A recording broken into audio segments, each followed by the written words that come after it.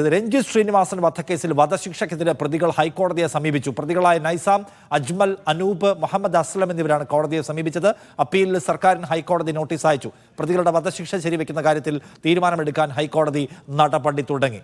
ഷംന അശോക് വിവരങ്ങളുമായി കൊച്ചിയിൽ നിന്ന്. ഷംന, വിശദാംശം എന്താണ്?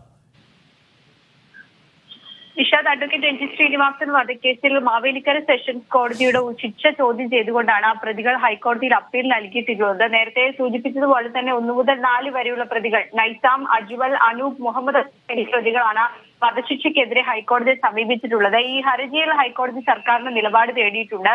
ഈ ഹർജി പിന്നീടായിരിക്കും പരിഗണിക്കുക. മറ്റൊരു ബെഞ്ചിൽ തന്നെ ഈ പ്രതികളുടെ വധശിക്ഷ ശരിവെക്കുന്ന കാര്യത്തിൽ തീരുമാനമെടുക്കാനുള്ള നടപടിയും ഹൈക്കോടതി തുടങ്ങിയിട്ടുണ്ട്. അത് സ്വാഭാവിക നടപടിയാണ്. ഈ 15 പ്രതികളെയും വധശിക്ഷയ്ക്ക് വിധിച്ചതിന് പിന്നാലെ തന്നെ കേസിന്റെ ഫയലുകൾ ഉൾപ്പെടെ ഹൈക്കോടതിക്ക് വിചാരണ കോടതി കൈമാറിയിരുന്നു. അതിൽ അന്തിമ തീരുമാനം ഹൈക്കോടതിയാണ് കൈക്കൊള്ളേണ്ടത്. അതുകൊണ്ട് ഇതിൽ ശിക്ഷ ശരിവെക്കുന്ന കാര്യത്തിൽ തീരുമാനമെടുക്കാനുള്ള നടപടിക്രമങ്ങളാണ് ജസ്റ്റിസ് ജയശങ്കർ നമ്പ്യാരും കൗസർ എടപ്പകത്തും ഉൾപ്പെടുന്ന ഡിവിഷൻ ബെഞ്ച് ഈ തീരുമാനം എടുത്തിട്ടുള്ളത്. അതിൽ ഈ 15 പ്രതികൾക്കും ഹൈക്കോടതി നോട്ടീസ് അയച്ചിട്ടുണ്ട്. ആ ഹർജി ഹൈക്കോടതി മാർച്ച് 13-നായിരിക്കും വീണ്ടും പരിഗണിക്കുക. ഈ മറ്റു പ്രതികൾ കൂടി വിചാരണ കോടതി ഉത്തരവ് ചോദ്യം ചെയ്തുകൊണ്ട് ഹൈക്കോടതിയെ ഉടൻ സമീപിക്കും എന്നുള്ളതാണ് അറിയാൻ കഴിഞ്ഞിട്ടുള്ളത്. അങ്ങനെയാണെങ്കിൽ ഈ 2 കേസും കൂടി ഹൈക്കോടതി ഒരുമിച്ച് പരിഗണിക്കാനാണ് സാധ്യത.